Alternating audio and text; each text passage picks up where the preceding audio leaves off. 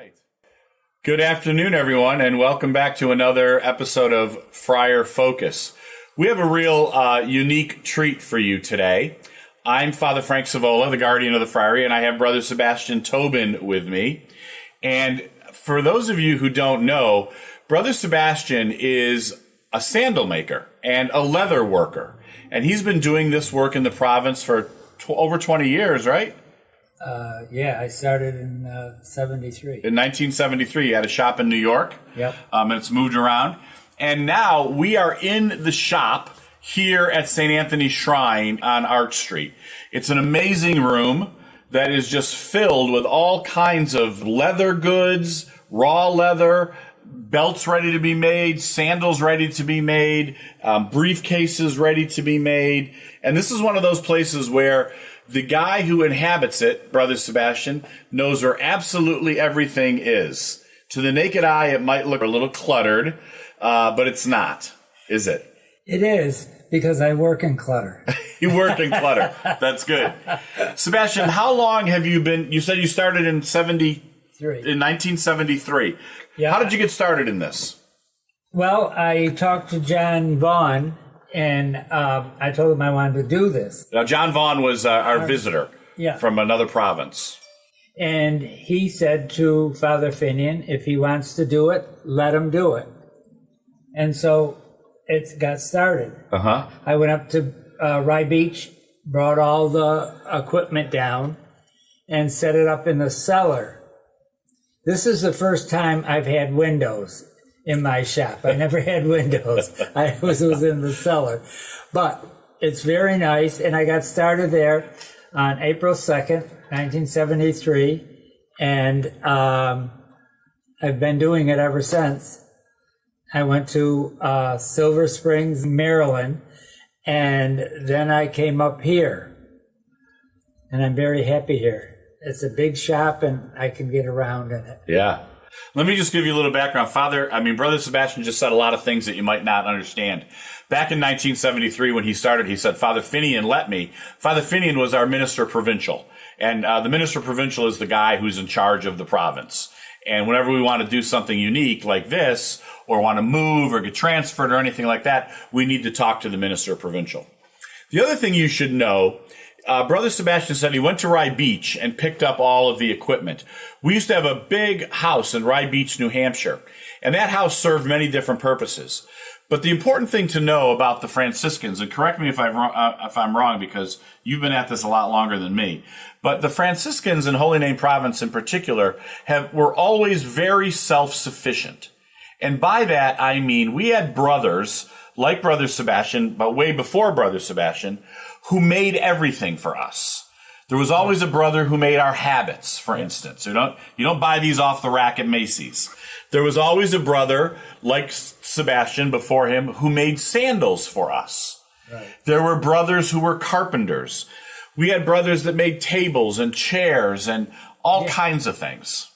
That's what the brothers did at the time I came in. Yeah. There wasn't school. Brothers needed a trade in those days. Yeah, they had a trade. Now they go to school and they can do other things. Yeah, can do anything they want. Yeah. I want to keep this going because it's a tradition that we all wore sandals. I want to keep it going for the next person that comes after me or comes and works with me to do this. Yeah. Because it's a wonderful trade and it does bring in money. I have a pair of sandals that Brother Sebastian made me a couple of years ago, and they're really beautiful. I saw a pair, and I said, I'd love a pair like that, and he made them for me. So they're all handmade and they're beautiful. And I've worn them in different occasions outside the friary. I was wearing them once with a group of friends of mine, and one of the women is a fashion designer, and she saw those sandals and she said, "Where did you ever get those?" And before I had a chance to answer, she said, they must have cost you a fortune to import them from Europe. And I said, well, no. I said, they're handmade, so to me they're priceless, but they're made by one of our friars who makes these beautiful sandals. Lots and lots of friars in the province are wearing Sebastian creations. Yeah. And when you come by on Sunday morning, you can see some of what he makes, the bags and the belts. and all kinds of different little things like keychains and whatnot, wallets. I think you'll see some pictures of those things on this video, because a couple of weeks ago we took some video of that stuff. Sebastian, how often do you come and work in the shop? I come in here around 9:30 in the morning, and then I have lunch at 12. And then I come back at 2 to 4. So you're here every day, Monday through Friday. Monday through Friday. Working on different things. Sometimes Saturdays too. Yeah. I come in. So can we pan around a little bit, Mark? Can you get a little look at some different things here? The last comes first. If you don't have a last, you can't make a shoe. See how all this leather is put underneath? It's pulled around. So this is how we get the shape of the toe and of the heel. See, and it's all pulled underneath here. And now all I have to do is put the sole on. Yeah, very interesting.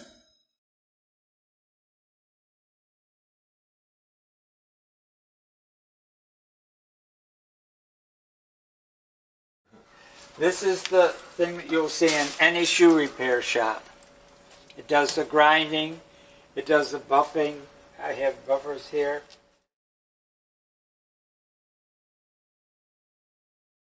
This one is the one that does this putting of the sole on. See? The stitching, it goes through this thick leather. This was a press. This is the one that does the automatic nailing. This is an old-fashioned thing. I soak my leather and I grind it through here. It's like a wringer. Oh yeah. And it presses the fibers together. This puts snaps on. I do that, and this machine right here is my sewing machine. It's a flatbed, and it does wallets, and it does things like this, and little bags, you know, on this machine. Fantastic. And you make belts. Your belts are very popular. Yep. I have belts that, there's one that I've got right here. Okay. This is water buffalo. It's really beautiful. A lot of texture to the leather. It's got a beautiful brass buckle on it. And see, this is going to be a belt, but see, this is just solid black. Yeah. You know, see the difference. So you can see the difference. This is cowhide. So speaking of that, Sebastian, where do you get your leather from? All my leather is United States. Mostly up near your place, up in Williamsport. Oh, New York. Williamsport, New York, yeah. Central New York State. Yeah. Okay. I've been getting it from them for years. Yeah, okay. And it's all American. Mm-hmm. That's great. You should smell it in here. I love the smell of leather, and it smells so great in here. As soon as I love walking in the shop because there's so many cool little things to see. Yeah. And you smell the leather. It's really wonderful. Now, how long would you say it takes you to make a pair of sandals? A week. A week? Okay. Because I wet the leather. I have to let it dry. In the wintertime, it goes faster. In the summertime, it can take longer because of the humidity. Mm. Right. And then friars or other people will call you and order these from you. Yeah, very, very good. Well, I have to take their measurements. Yeah, you got to take their measurements, right? Yeah. Right. So I have to do that. But otherwise, it's going good. It's taken me a little longer this year to do them, but I'm getting there. Well, you never know what you're going to find in any friary in the country, right? Right. And kind of tucked away in this friary of St. Anthony's Shrine is this magnificent room, our leather shop that Brother Sebastian has been running for over 50 years. And it's really a gem of a place. He knows where everything is. There's all kinds of beautiful leather in here. Sebastian, thank you very much for inviting us in. Well, thank you. And showing us all the great things that you do. And you know what? You heard us talk about the great work of the brothers that all went before us, making sandals and habits and chairs and tables. So I think we're going to say a little prayer for them. All right? So let us just pray for all the brothers who have gone before us. Eternal rest grant unto them, O Lord, and let perpetual light shine upon them. May their souls and all the souls of the faithful departed, through the mercy of God, rest in peace. Amen. Thanks, everyone. Thanks for tuning in to Friar Focus. And don't forget to subscribe to us at Shrine Boston on YouTube. Shrine Boston. Have a great week.